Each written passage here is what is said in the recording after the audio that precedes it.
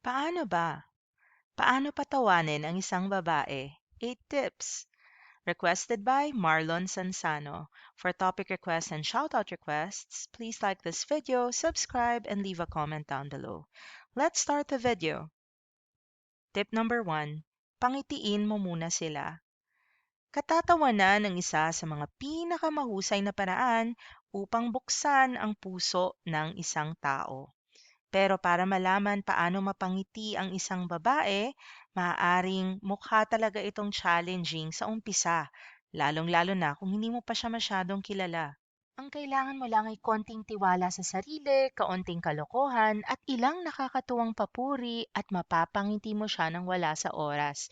Mag-focus ka sa mga birong medyo may halong pagpuri sa kanya, pangbobola, kung kunwari, napakaganda mo naman ngayon, talagang mapapangiti yun. Isa pang mahusay na paraan para mapangiti mo siya ay magkaroon ka ng mga jokes. Wag green jokes ha, yung tipong mga corny lang. Para even if hindi siya sobrang nakakatawa, makikita niya na nag-e-effort kang patawanin siya. Tip 1, pangitiin mo muna sila. Tip number 2, magpahinga at maging handa na pagtawanan ang iyong sarili. Ang pagpapatawa sa isang babae ay tungkol sa kung ano ang iyong sinasabi, ngunit ito rin ay tungkol kung paano mo ipapakita ang iyong sarili. Kung gusto mo siyang tumawa, lumapit sa kanya na nakaka-relax na paraan. Kasi syempre, kung tensyonado ka, hindi rin naman matatawa yung babae. Pagkatapos makipag-usap sa kanya sa pamamagitan ng iyong body language na dapat din siyang makaramdam ng relax ka lang at handang makipag-usap sa kanya ng casual lang. Tapos, yung wag mo masyadong seseryosohin yung sarili mo. Kunyari, ano yung mga pwede mong birong sabihin? Ah, napakagwapo ko talagang lalaki or gwapong-gwapo talaga ako sa sarili ko, ano? Nag-aantay lang ako ng pag-asa sa'yo. Kunyari, parang gano'n. Or pwede na ba manligaw? Something like that. Pero walang offensive. Huwag kang magjo-joke, huwag mo siyang aasarin, huwag mo siyang iinsultuhin kasi instead na ma-feel niya na gusto mo siya, baka mamaya mas maging negative para sa'yo at iwasan ka niya. Tip number 3, maging kumpiyansa sa sarili. Ito ay halos isang pag-uulit ng nauna. Walang nakakasira ng katatawanan tulad ng paggulo sa iyong mga linya at sobrang kaba. And if kabahan ka man or makalimutan mo yung joke mo, you can make a joke out of that also. Kunyari, nakalimutan ko yung punchline, ang ganda mo kasi. Magtiwala ka na kaya mo siyang patawanin o pangitiin at nakakatulong ang trust na ito na ibenta ang iyong sense of humor. Hindi naman necessary kasi na nakakatawa ka talaga, sapat na yung mapangiti mo siya.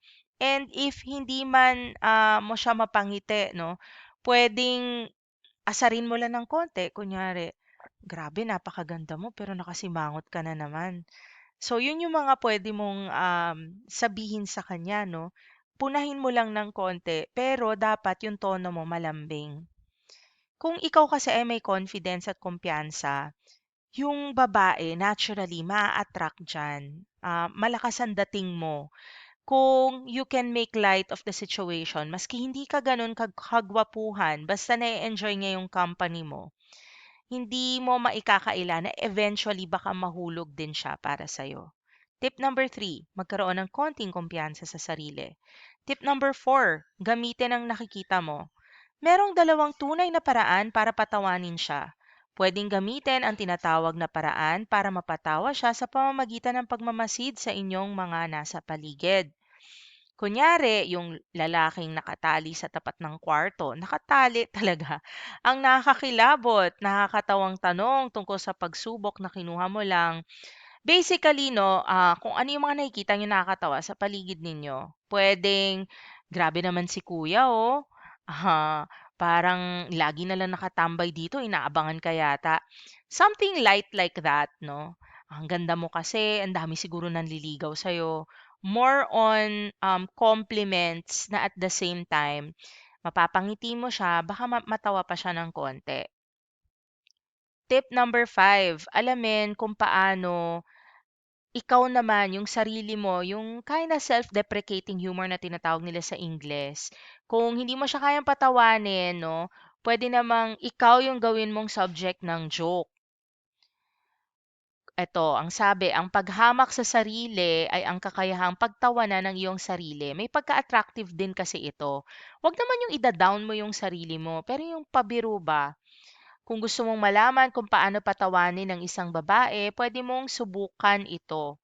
Biruin mo ang iyong sarili upang ipakita sa kanya na meron kang confidence sa pagtawanan ng iyong sarili at saka yung mga iniisip niya about you, no, na posibleng negative, magawa mong konting positive. Kunyari, alam kong hindi ako ang pinakamayaman, pero ako naman ang pinakamabait at pinakagwapo, o 'di ba? So, inamin mo na yung kahinaan mo, pero sinundutan mo nung kung ano naman ang meron mo as an advantage. Ang mga magagandang halimbawa ay gamitin sa inyong mga pagpapatawa. O, kutyain ang iyong sarili ng kaunti. Kunyari, yung kanta na maghanap ka ng pangit at ibigin mo ng tunay. Kunyari, hindi ka ganun kagwapuhan, no? Sabi nga ni Andrew E., maghanap ka ng pangit at ibigin mong tunay kasi kami ang loyal, kami ang magpapasaya talaga sa'yo. Or kunyari, pwede mong sabihin, alam mo, pag na-inlove ka na sa akin, gagwapo din ako. Pag-usapan ng tungkol sa iyong sarili ng maybe make fun of how you are dressed up. So, yun mo na, pasensya na. Ganito lang damit ko. Di bale, pag tayo na, ikaw na ang papipiliin ko ng susuotin ko. Something like that, no? Basta make yourself the joke. Tip number 6, gumamit ng banayad na panunukso. Mula sa pagkamuhi sa sarili hanggang sa ilang malambing na panunukso sa kanya. Kunyari, ano kaya magiging itsura ng mga anak natin, no, pag nagkatuluyan tayo? Yon, pwede yon. Panunukso lang naman. O siguro na mismo ko, no, ilang araw din ako hindi nagpakita sa'yo. Yun ang mga pwede mong ibiru sa kanya. Tip number 7, iwasan ang kakulitan at anumang bagay na maaaring nakakasakit. Upang mapatawa mo ang isang babae, iwasan yung lagi mo siyang kinukutya o inaasar, yung parang bata ka. Kunyari, sasabihin mo, "Ano ba 'yan? Ano ba 'yan, ang sungit-sungit mo naman." Iwasan mo yung gano'n kasi instead na matuwa siya sa'yo, instead na mapangiti mo siya, baka mas lalong lumayo ang loob niya sa'yo. Gusto ng ilang babae ang mga bastos at kontrobersyal na jokes, pero karamihan ayaw nito. So, kailangan mong timplahin. Kung conservative yung babae na nililigawan mo, tas bumanat ka ng green joke, nako, baka ekis ka na kagad. Kaya, ako, sa totoo lang, no, kung kaya nyo iwasan ng green joke, umiwas na kayo. Tip number 8, patawanin ng isang babae sa pamamagitan ng pagtatanong ng mga nakakatawang tanong. Kasi kung hindi talaga kayo joker, 'di ba? Puwede niyong daanin sa conversation na lang. And hindi naman kailangan na matatawa siya, kailangan lang mapangiti mo siya ng konti. Kunyari, puwede kang magtanong, kung papipiliin ka, mayaman ka pero malungkot ka o mahirap ka pero masaya ka? Something like that, 'di ba? Tapos tsaka ka mag-joke pagkatapos. Kunyari 'pag sinabi niya na mahirap pero masaya, oh, ayan na nga kaya sagutin mo na ako, parang gano'n. Ang tunay na bentahe ng pamamaraang ito ay sa oras na tanungin mo sila, magkakaroon ka na ng dagdag pa na conversation, hahaba yung pag-uusapan ninyong dalawa. Kunyari, kung ano bang mas gusto mo, matangkad na lalaki pero masama ugali o pandak na lalaki pero mamahalin ka habang buhay, gano'n. Kasi kung kunyari hindi ka masyadong matangkad, 'di ba? So dun sa question pa lang, pipilitin mo siyang mamili nung answer na gusto mo at baka mapangiti mo siya in that regard. Maisisingit mo pa kung bakit maganda kang choice bilang isang manliligaw o tagapaghanga. Maraming salamat sa pagnood. Sana nakatulong 'to. Kung meron pa kayong ibang suggestion, please leave a comment down below. And if you want a topic request or shoutout requests, Please like this video, subscribe, and leave a comment down below. See you in our future Paano ba Tagalog how-to videos.